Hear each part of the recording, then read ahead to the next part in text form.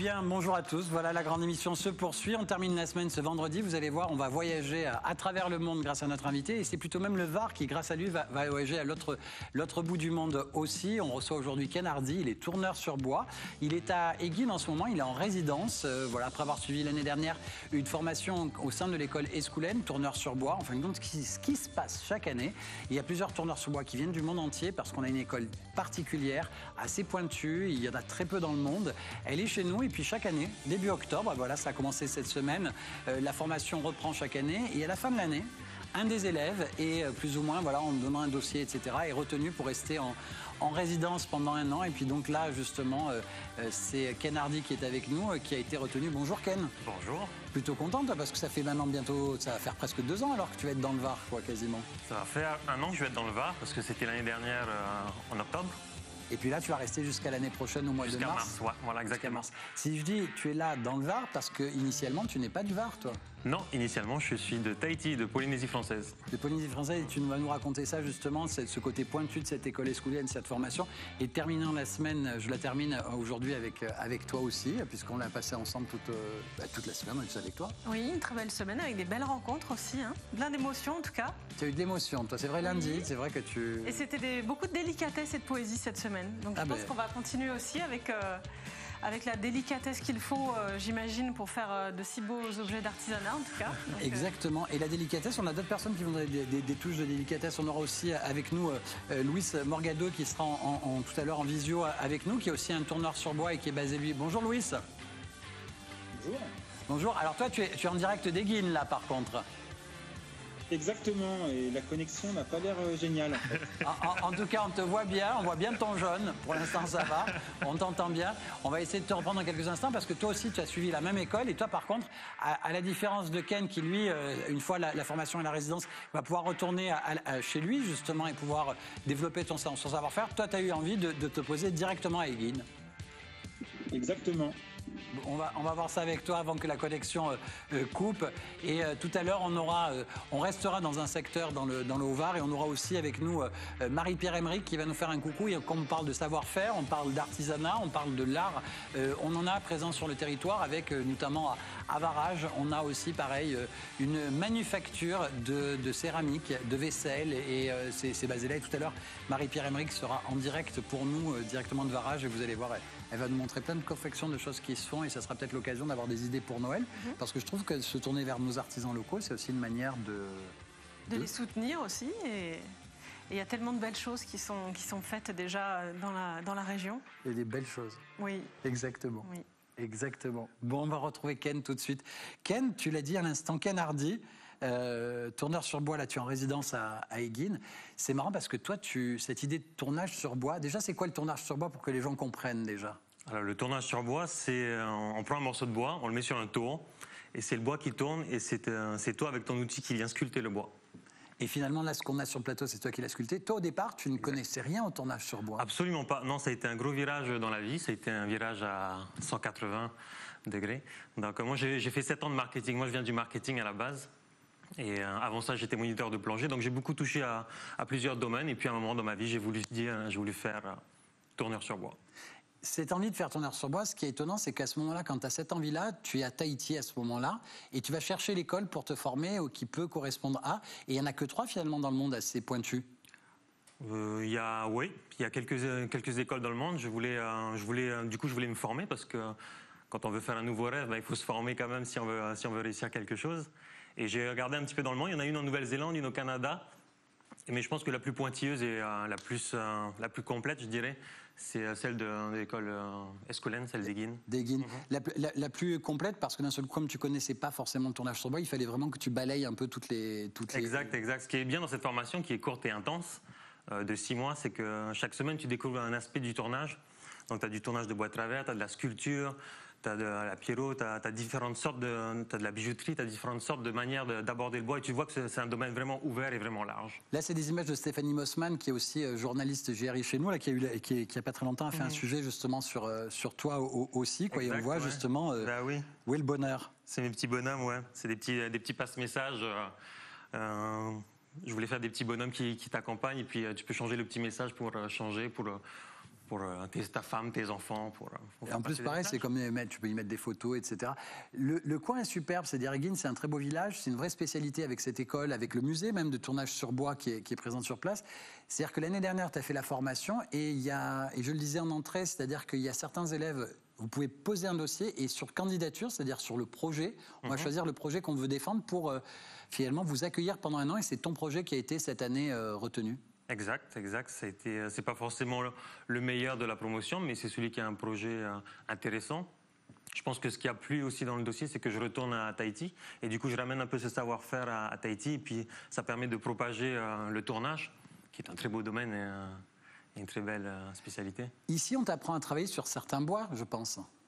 J'ai découvert, comme on l'a dit, moi je connais pas du tout les bois de chez moi, les bois tropicaux. Et donc j'ai appris à connaître les bois ici, à découvrir comment réagit le bois. Et donc à l'école, on travaille beaucoup sur du chêne, du frêne ou du tilleul. Mais du coup, quand je vais rentrer à Tahiti, ça va être une deuxième découverte pour tourner les bois de chez moi. Et les bois de chez toi, c'est quel genre Donc je pense qu'il y a beaucoup de fruitiers. Il y a comme le manguier, le pistachier ou de l'eucalyptus. Mais ça va être une vraie découverte et ça va être plutôt sympa. Je vois là, il y a un de tes bols justement, tu as travaillé avec de la série gravure, c'est-à-dire qu'en fin de compte, tu vas même brûler ce bol, ouais, exactement. Ouais. Tu peux le laisser, on va arriver à le voir avec la caméra, tu vas voir. Et on va voir la caméra qui va zoomer dessus sans souci. Oui, donc ça c'est un bol qui a été tourné vert. Donc quand on dit on tourne vert, c'est on le tourne. L'arbre vient d'être abattu, donc il est encore gorgé d'eau. On le tourne vert, on le laisse sécher, il se déforme un petit peu. Et puis après, moi, ce que j'aime bien, c'est rajouter la culture polynésienne, évidemment, un peu de soie dans chaque œuvre. Je pense que c'est ce que chaque artisan essaye de faire. Donc oui. Ça a été pyrogravé. Donc avec une mèche pour brûler, ça a été sculpté par le feu.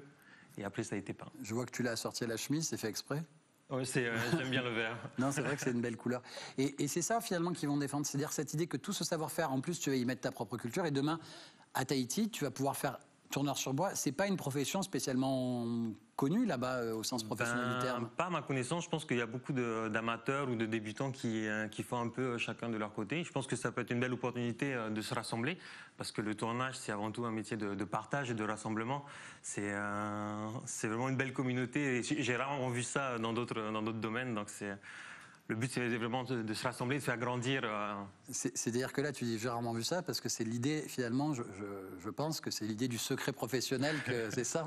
Un peu, ouais. Je veux dire, quand j'étais en marketing, j'entendais souvent, ou dans d'autres domaines, on ne divulgue pas, c'est le secret professionnel et tout ça. Mais je pense que c'est un peu ahurissant, parce que c'est en partageant qu'on fait grandir un domaine ou qu'on fait grandir une personne et un art. Donc c'est ça qui est vraiment beau. Tu peux aller voir n'importe quel tourneur, tu lui demandes comment il a fait, il va t'expliquer de A à Z et c'est ça qui est beau, quoi.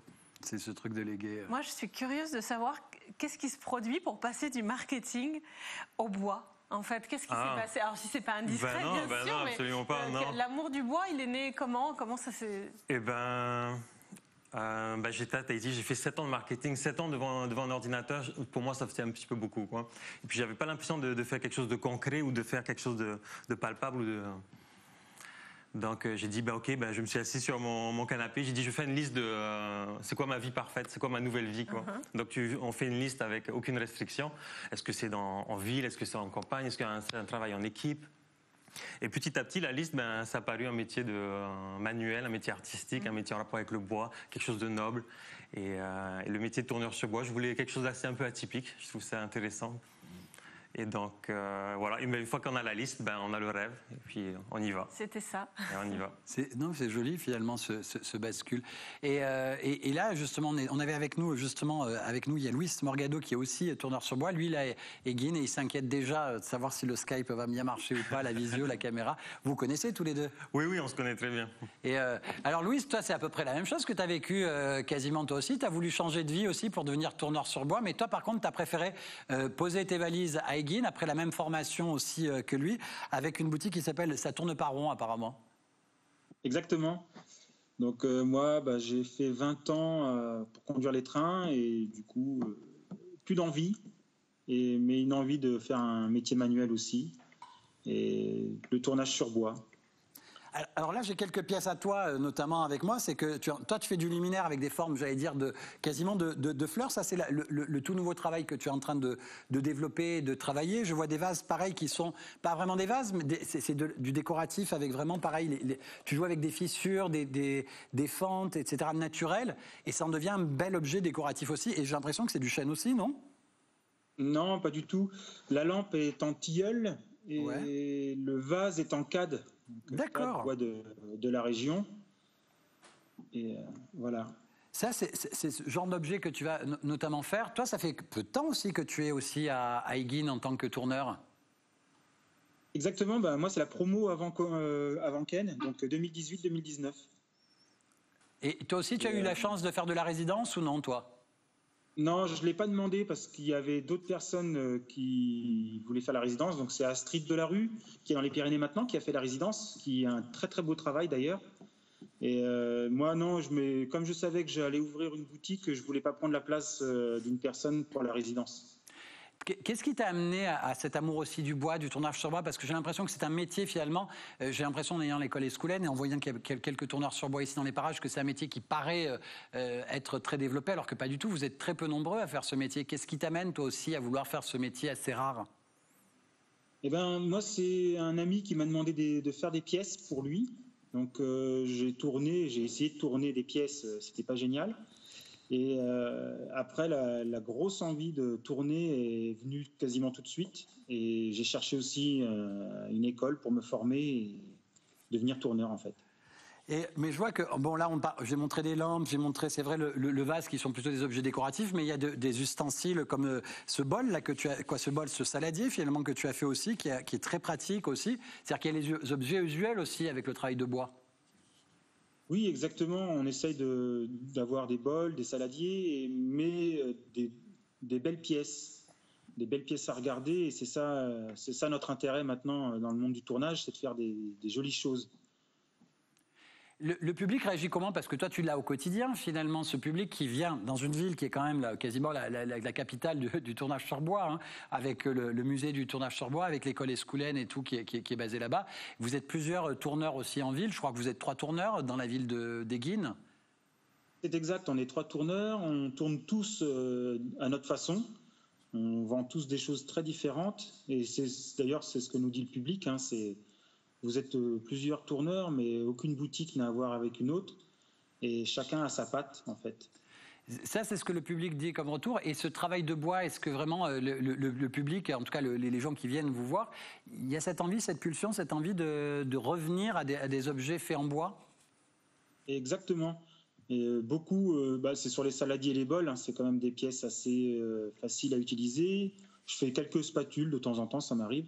Mais oui, des beaux saladiers, des très beaux bols, ça, les gens adorent en fait. Mais c'est vrai que là, je suis en train de le tripoter de manière naturelle, je suis en train de le tripoter, de le caresser, et c'est vraiment juste agréable, quoi. C'est juste la sensation. Et même le bruit qu'on entend justement dans la caresse, ça change rien que dans le toucher. Hein. C'est exact, oui. D'ailleurs, c'est ce qui se passe beaucoup dans la boutique. Les gens caressent la pièce. Donc, plus ils la caressent longuement, en général, plus ils l'achètent. Et voilà. Quoi. J'ai l'impression que tu parles d'autre chose. Non, pas du tout. Non, tu parles vraiment des objets qui sont chez toi. Et, bon, en tout cas, merci Luis d'avoir été avec nous. Et puis toi, de toute manière, on peut te retrouver sur ton Facebook, Luis Miguel Morgado. Où on va pouvoir voir toutes tes pièces et notamment, tu n'es pas le seul, donc il ne faut pas hésiter que les gens aillent à Aiguines. Vous êtes 3 sur place. Il y a plein de choses à découvrir avec le musée, avec l'école. Il y a vraiment énormément de choses et il ne faut pas hésiter à venir vous voir à Aiguines. Surtout que j'allais dire bientôt, il y aura une fameuse fête qui s'appelle Noël. Ça peut être sympa et aussi de penser à venir vous voir en avance. Voilà, exactement. Merci beaucoup, Luis. À très vite. Merci. Au revoir. Merci beaucoup. Et il disait, hein, pas la même chose. Toi, tu en as un autre de saladier, Ken Hardy, oui. Je rappelle, qui est tourneur sur bois en formation en ce moment, en résidence à Aiguines. Le tien, tu as amené autre chose, même au niveau des pieds, tu as travaillé quelque chose de différent. Oui, je l'ai tourné vert aussi. Ce qui est bien quand tu tournes vert, c'est que lorsque le bois il sèche, il se déforme avec l'évaporation de l'eau. Donc c'est un peu une surprise, on ne sait pas ce qui va se passer. Il y a un facteur un peu aléatoire qui est super intéressant. Et oui, je lui ai mis des petits pieds pour lui donner un petit peu un côté d'élévation, pour le rendre un peu plus léger. Non, c'est vrai qu'il y a c'est vraiment tout léger. Et puis moi, ce que j'aime, c'est quand c'est déformé, là, quand c'est pas c'est vraiment... C'est unique, ça lui donne son côté unique. Mais tu viens de le dire, il y a un truc unique parce que le bois en plus va pas donner selon comment tu le prends, il n'a pas toujours la même texture, il n'a pas exactement le même dessin.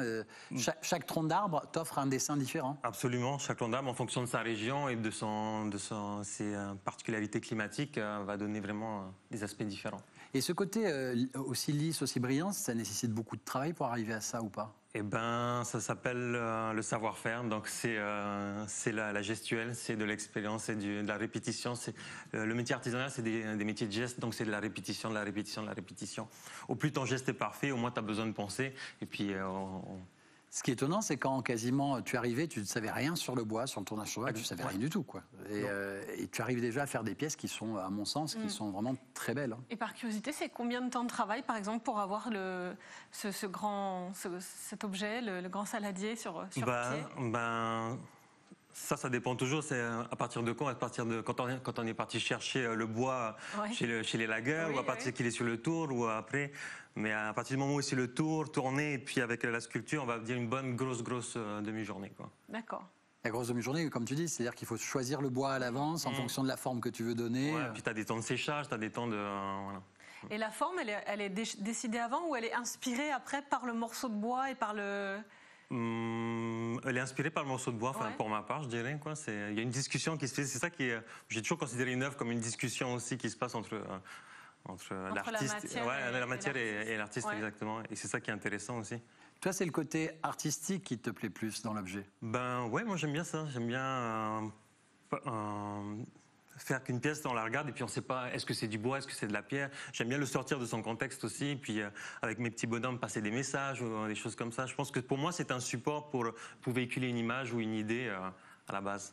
Je ne sais pas si on a Marie-Pierre Emmerich avec nous qui nous a promis d'être directement à Varage, qui c'est pareil aussi. Oh oui, tu es là. Bonjour Marie-Pierre. Bonjour tout le monde. Salut. Bonjour. Bonjour. Alors toi c'est marrant parce qu'on est en train de parler du tournage sur bois qui est à Éguines. Toi un autre savoir-faire pareil qui est aussi dans le nord-est du département. On va à Varage et où là c'est la manufacture de... Le terme exact c'est manufacture de céramique, c'est la manufacture de céramique, absolument. Donc là je suis avec Cindy de la manufacture et je suis venue commencer à préparer mes petits cadeaux de Noël. Regardez comme c'est beau. Et on voit pareil, là on est sur une autre forme de vaisselle colorée, coloris j'ai l'impression provençale. Alors il y a de tout à Varage. Là je suis dans le quartier on va dire un peu plus moderne, donc vous pouvez voir les couleurs qui sont un peu moins traditionnelles et vous voyez les formes, on trouve des carrés, des rectangles, des ronds, un peu japonisants. De l'autre côté par contre on va... Alors là, ça c'est Elle a cassé le côté japonisant, tu restes tranquille là. De l'autre côté, par contre, on va trouver de la vaisselle plus traditionnelle, absolument. Mais là, aujourd'hui, je tenais à ce qu'on soit sur ce côté de la manufacture pour vous montrer, parce que très souvent, on dit « Oh là là, Varage, c'est trop traditionnel ». Et donc, je voulais vous montrer aujourd'hui que Varage, donc d'abord, la manufacture est ouverte 7 jours sur 7. Ne casse pas les autres assiettes. Hein. La manufacture est ouverte 7 jours sur 7, toute l'année, et puis on y trouve de tout pour faire vos petites emplettes qui vont commencer de Noël. Et comme vous pouvez le voir, il y a de tout et de toutes les couleurs. Regardez comme c'est joli ça. Est-ce qu'ils vendent des assiettes cassées qu'on peut recoller à la maison aussi ou pas ? Oui, mais ça c'est uniquement après mon passage et c'est du second choix qui se trouve de l'autre côté là. Ah oui, c'est vrai, il y a l'idée du second choix, c'est-à-dire des pièces qui ne sont pas totalement parfaites, mais qui sont qu'on peut utiliser. Voilà. Je vous y amène. Je vais essayer de rien casser. Oui, c'est ça, moi, c'est pas gentil. Voilà. Donc ici, le second choix, ce sont soit des pièces qui ont une petite imperfection ou des modèles simplement qui vont plus se faire parce qu'on change. C'est comme la mode, hein. On est dans la Fashion Week. Et donc, à ce moment-là, vous pouvez trouver des petites choses... Ouh, là, la lumière n'est pas très bonne. Vous pouvez trouver des petites choses à des prix très, très intéressants et puis pour faire des petits cadeaux.